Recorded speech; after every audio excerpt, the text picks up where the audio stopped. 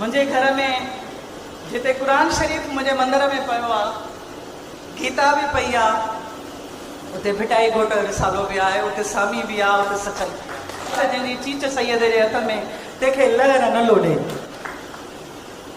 जीअं त हिकिड़ी ॻाल्हि असांजे स्पीकर्स चई त भिटाई घोट जो जंहिं ख़ानदान सां तालुक़ हुयो साईं हबीब संदन जो वालिद साहब, माना हिकिड़ो अहिड़ो शिजरो हुयो जिनजे रग रग में, जिनजे ख़मीर में इंसानियत ऐं ॿिए जी मदद शामिल हुई। इहा साईं जन खे विरसे में मिली ऐं शायदि इहो विरसो मुंहिंजे ख़्याल में हले थो त जेको बि तव्हांजो असली सिंधी आहे इहा विरासत उन जे ख़मीर में बि शामिल आहे।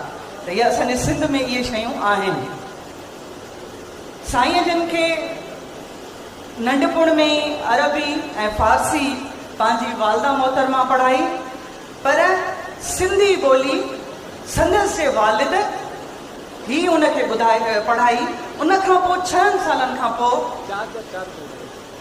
आख़ून नूर मोहम्मद जे दर्सगाह में मोकिलियो वियो त जीअं अॻिते हू इल्मु पिराइनि, जेके अकेडमिक चइबो आहे, त जीअं अॻिते हू पढ़ी सघनि। पर लिखण वारा इहो बि लिखनि था त भिटाई घोट उते अलिफ ते ई बीह रहियो, बे ते न आया, अखर पढ़ अलिफ जो वर्क सब विसार, अंदर तूं उजार पना पढ़ंदे केतिरा।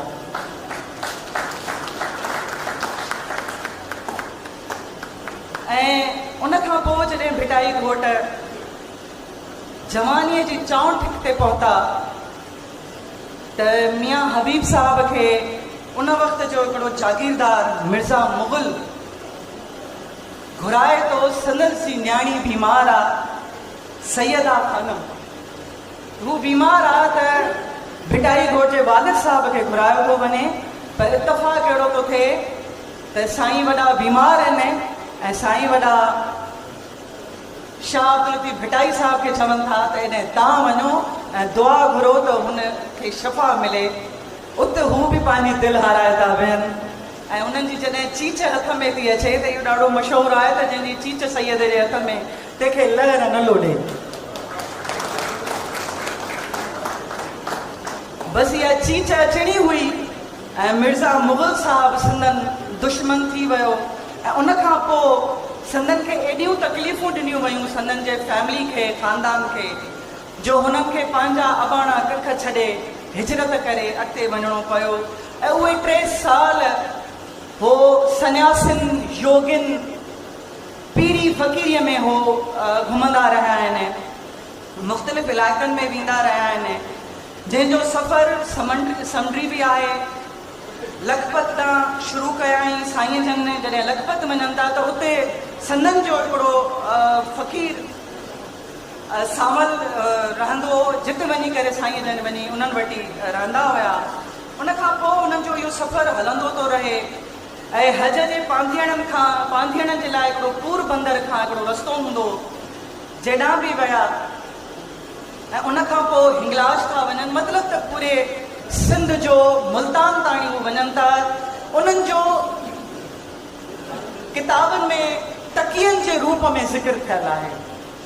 मुंहिंजे ख़्याल में इहो बि तव्हां मूंखे ॿुधायो हुयो त साईं जा तकिया अॼु बि उहे क़ाइमु मक़ाम आहिनि, जेके खैरपुर, शिकारपुर आहे, पुराणो सखर, मां पुराणे सखर जी आहियां, मुंहिंजे पुराणे सखर में बि आहे, मुल्तान ताणी संदन जा इहे तकिया आहिनि। इन दौरान साईं जन खे मोहम्मद मुईन ठटवी साहब वापसि वञण जो हुकुम था करनि त तव्हां पंहिंजे अबाणनि कखनि में वापसि वञो।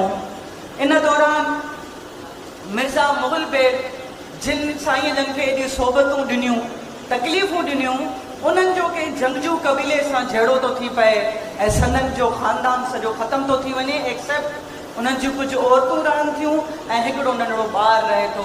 ऐं जॾहिं साईं जन वापसि अचनि था त साईं वॾा संदन जा वालिद साहब संदन जो निकाह सैयदा बेगम सां कराइनि था। त ही हिकिड़ी थोरी तारीख़ हुई जेका मूं अव्हां सां शेयर कई।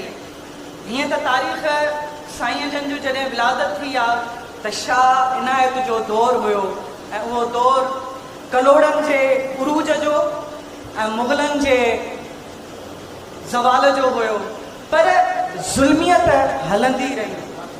ऐं शाह इनायत उन वक़्त बि जेको खेड़े ऐं खाए वारो नारो उन वक़्त जो ॾिनल आहे, ऐं भिटाईअ उन्हनि जी बि तर्जुमानी कई आहे।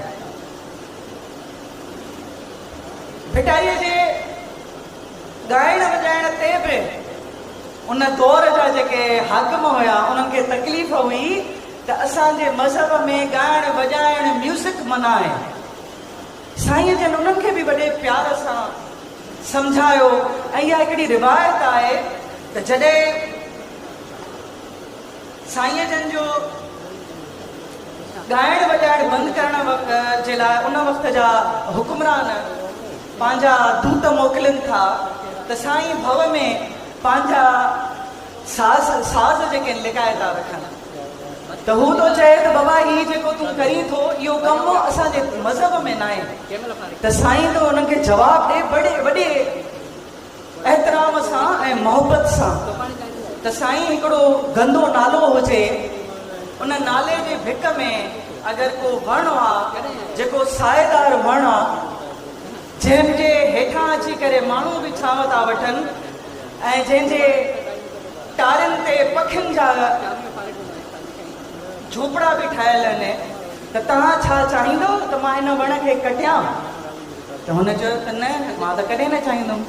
छे मूं वटि बि ईअं ई आहे, जॾहिं मां सुर ॿुधां थो, जॾहिं इहे साज़ वॼनि था त मुंहिंजे अंदर जो उहो गंद साफ़ थो थिए।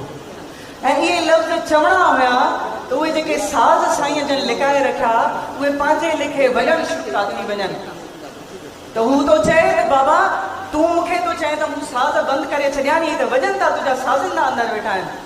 त चवनि त साईं था फरमाइनि त तव्हां वञो अंदरि ॾिसो, मुंहिंजा साज़िंदा कोन्हनि, इहे पाण था वॼनि। इहा मोहबत आहे, इहो इश्क़ आहे। इहो इश्क़ मोहबत ही भिटाई घोट असांखे पंहिंजे काफ़िन जे ज़रिए, पंहिंजे कलाम जे ज़रिए ॾिनो आहे, जेको असांखे ख़बर ई न आहे। जे साईं जन चयो त चए भई असांजे ॿारनि खे ख़बर न आहे त भिटाईअ खे कीअं पढ़िजे। मूं हाणे चयोमांसि त मुंहिंजे घर में जिते क़ुर शरीफ़ मुंहिंजे मंदर में पियो आहे, गीता बि पई आहे, उते भिटाई घोट रिसालो बि आहे, उते सामी बि आहे, उते सचल